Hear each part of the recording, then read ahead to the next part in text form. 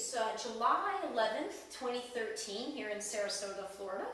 And so this week was a bit profound for my work, simply because for the first time I stated publicly the grand vision that I have, that's underlying and inspiring all that I'm doing. That vision, again, is that I believe world peace is achievable in 1 year's time. Now, while it is definitely true that parts of that have been within me, like I've been aware that that was ultimately the work I was going to do since I was a kid, the reason I believe that's possible, and the reason I believe it's possible in this seemingly short period of time, 1 year, it's entirely due to the past 3 years of my life. 3 years ago being the year that I healed from very, very, very deep emotional wounds. And then as a result of finally making the time to do that, had unplanned, I didn't plan to have what I'm referring to as a spiritual awakening, but that's what happened. I mean, absolutely, there's really no other way to describe it, which just fueled me and caused levels of happiness and peace that I just didn't even imagine were possible.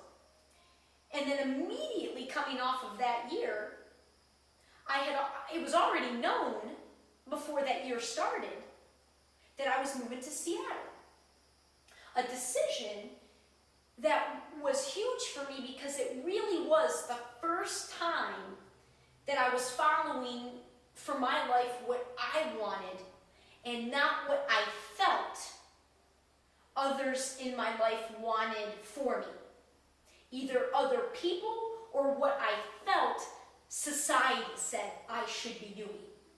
Okay, and there will be a time to expand on that later. So already I was planning on moving to Seattle, a huge decision for me, because it was just, I mean, and that is why I went home to Michigan in the first place, to heal, because I knew my baggage was really anchoring me. And I knew I was the only one that could get rid of it. So what I didn't expect was I didn't expect to launch into my new life with oh my God, with such energy that I had, with this unbelievable, I mean, I feel like I discovered the secrets of the entire universe, you know, like this new power of really seeing and getting how to work with life, with the flow, instead of always trying to control it and go against it.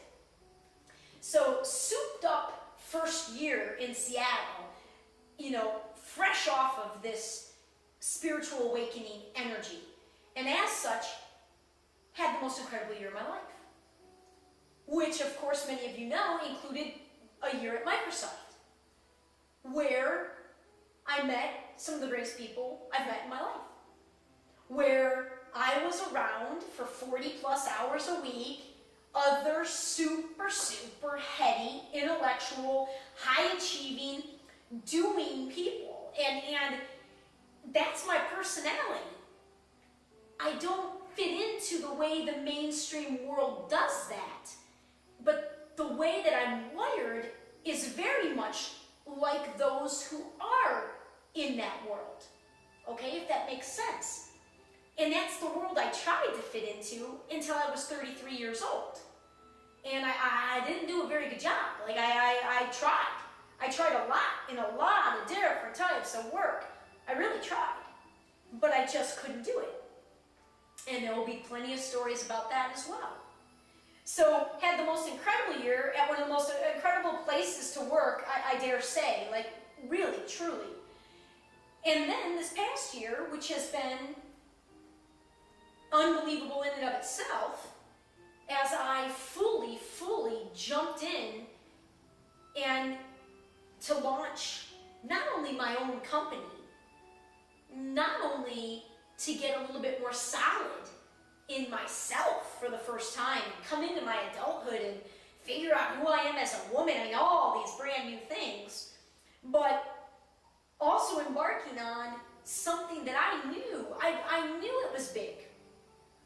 Like I said, I mean, I'm a doer. I love doing. I love work, and especially now that I'm doing work I really love, I knew it was big.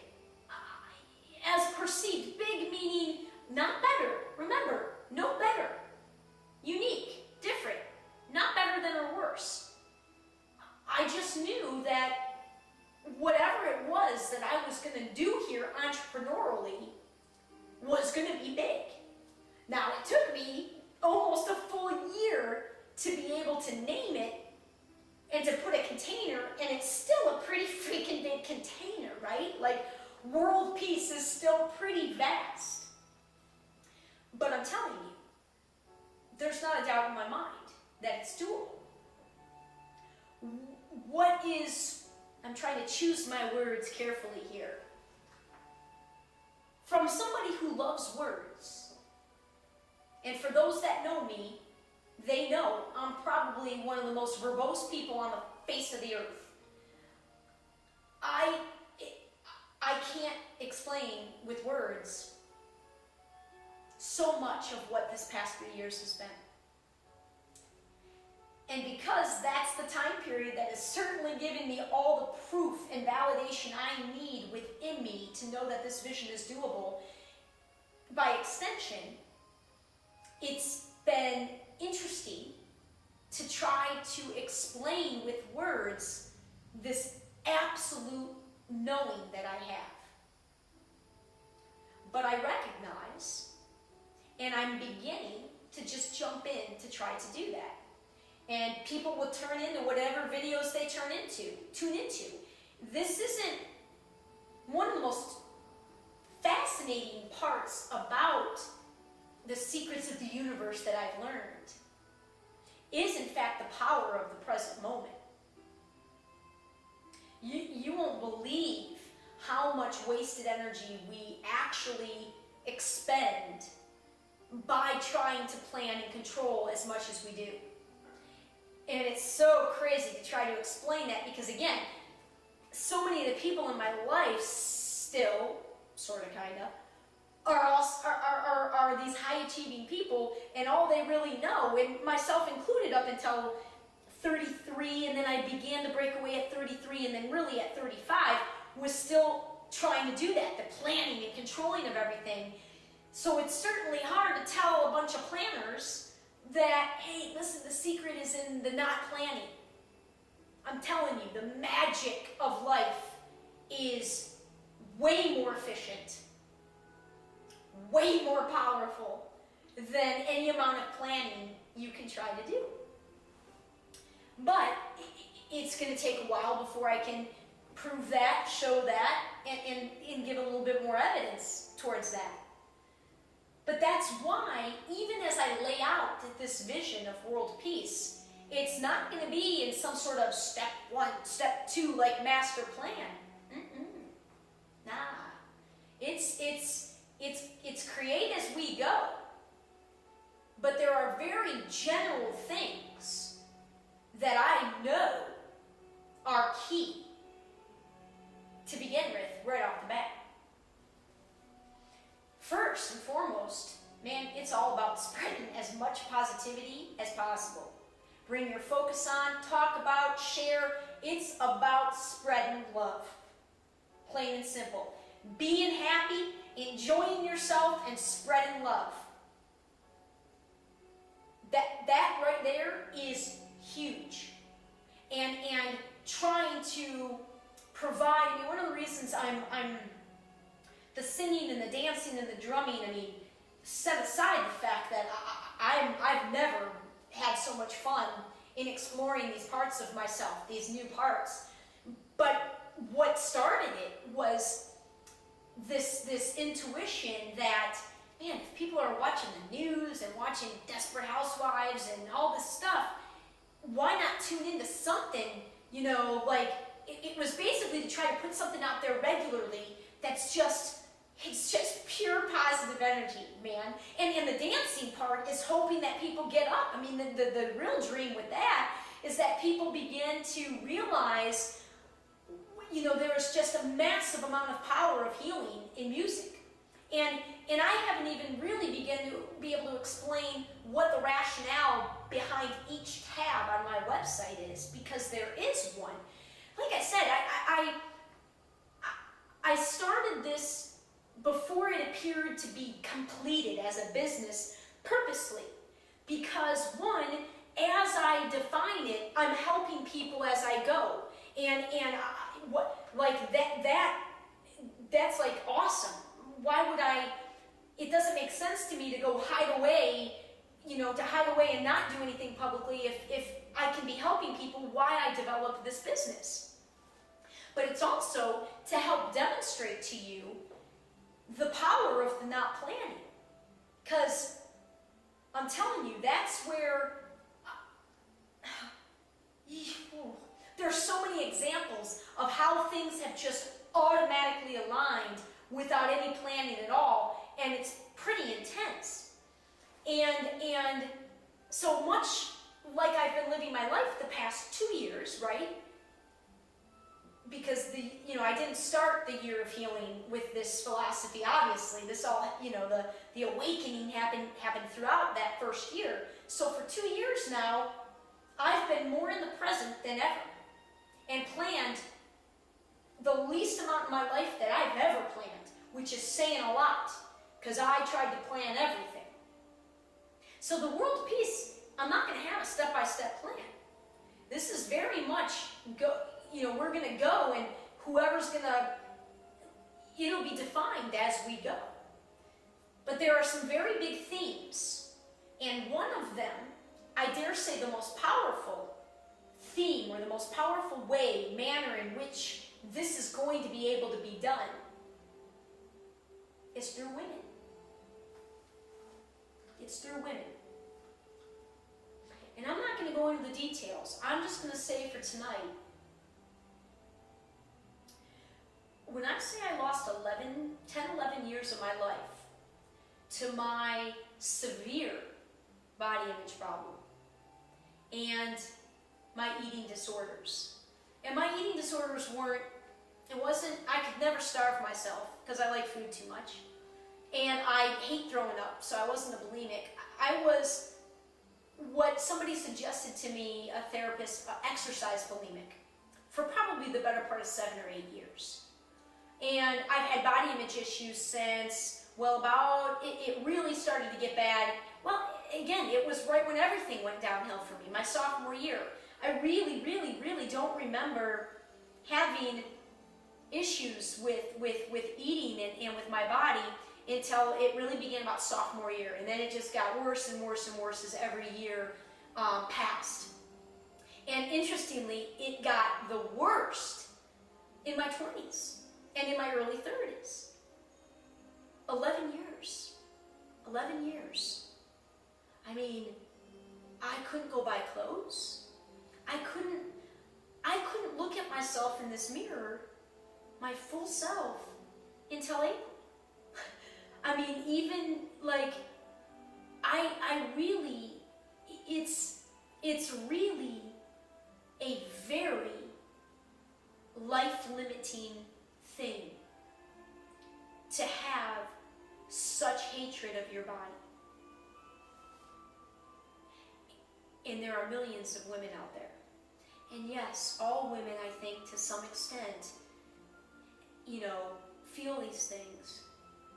But unless and I think there's a lot of women that have or are experiencing this sort of, it's all about energy. Everything is about energy. And the amount of energy with my thoughts, that I just wasted. I counted calories all day. If I didn't work out in the morning, it was like I was distracted until I got the workout done, and then my day was I mean, we are talking severely warped ways of living. Completely limiting my life. Women are the key here. They really are. Because the other thing that's key is that, I've said before, one of the many interpretations of the times in which we are living is that this is the return of the divine feminine. That resonates as truth to me. Because since the dawn of time, men have ruled, and all of our systems that we're still trying to abide by and live within are all created by men. We need a balancing. Big time. Big time. We need that female energy because we are unique creatures. We are different. Even though, like, believe me, I'm come from a past of being a pretty masculine feminine, if you will, and a lot of it was to survive and protection, and the athlete in me. I mean, you can't go out on a court or the field looking like a cheerleader. No offense to the cheerleaders, but I was an athlete. Like you can't go all dainty, so I've gotten along with guys my entire life. Are you kidding me? I was always too good of a friend to date. It's haunted me how well I get along with guys. I'm a sports person. I'm very familiar and comfortable with masculine ways of doing things, but in this awakening, in this healing, and wanting to be a female, wanting to have that softer side, I've certainly, in all that's happened in the past 3 years, it's super clear that we are in a rebalancing on our planet. And it's the female energy that we need a huge jolt of female, of bringing to the playing field the female energy.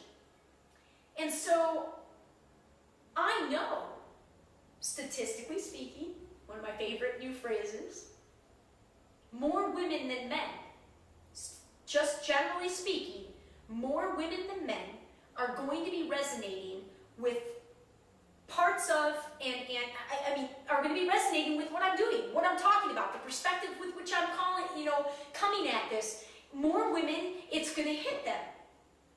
It's something within them is going to be like, whoa, I can see that. But our world has us still trained in sort of the male ways, and a lot of cases we haven't been encouraged, especially super successful, high achieving women. Many of them, I'd say us, but I haven't managed to. I couldn't do it. I could not stay in any place and play that. I couldn't do it. I just couldn't do it. So, but I think the women that are in these places, more or less, I think they believe that they have to be more like men. I mean, it's kind of like when you saw when Hillary Clinton ran for president. She was stuck between a rock and a hard place. If she was too female and teared up or cried, she gets attacked for being too feminine, and then she gets attacked for being too much like a guy, like a man. She couldn't win. I mean, that's what I think women are in this predicament where we just need to remember we need to trust. We need to get back to being able to trust ourselves and our guts and our intuition. But men, more or less, have held all the positions of power and influence, and we've sort of had to take a back seat. And even though we in this country have the greatest freedoms, that there are in the industrial, in terms of being a female, right? When you identify places to be a female, we're in pretty much one of the cream of the crop countries. And even here, to think that we're on any sort of equal playing field, we all know that's not true. And so, females, women helping women. And you know, in my experience, we tend to be our own worst enemies. And it often results, it kind of goes back. It sounds silly, but it does kind of go back to the body, you know, the body image stuff. And I mean, there's so many parts of that little beast. And I know I'll be talking about it. I need to talk about it because I know it can help. I hope it can help, one, young women not get into this pattern for themselves, and two, other women to try to heal like I have. Because I'm going to tell you, your body will take care of itself. It's got a natural weight. It will find it if you address the real issues. The real issues. One of the most influential books on my spiritual journey has been a book by Janine Roth called Women, Food, and God. If you struggle with eating, any sort of eating problems, eating dysfunction, body image, get this book. Women, Food, and God. Janine Roth. Unbelievable. Unbelievable. And I'll have my own video talking about that. But reading her, absolutely. Well, if you've been reading as I've said before, the blog posts that I'm putting on right now are actual journal entries. And a lot from when I was home in Michigan healing, to demonstrate in no small part how far I've come in such a small, short period of time. And I'm, throughout a lot of these entries at this point in August and September, I was rereading Janine's Women, Food, and God for the second or third time, and really, really working through exercises and things she talks about and really processing it. And I know that was huge. And I know that was huge. And I can't tell you, helping women come to terms with those issues is absolutely one of the spokes, one of the big spokes, right? One of the biggest parts of how world peace is going to happen. It's through the women. And I think I'll leave it at that for tonight.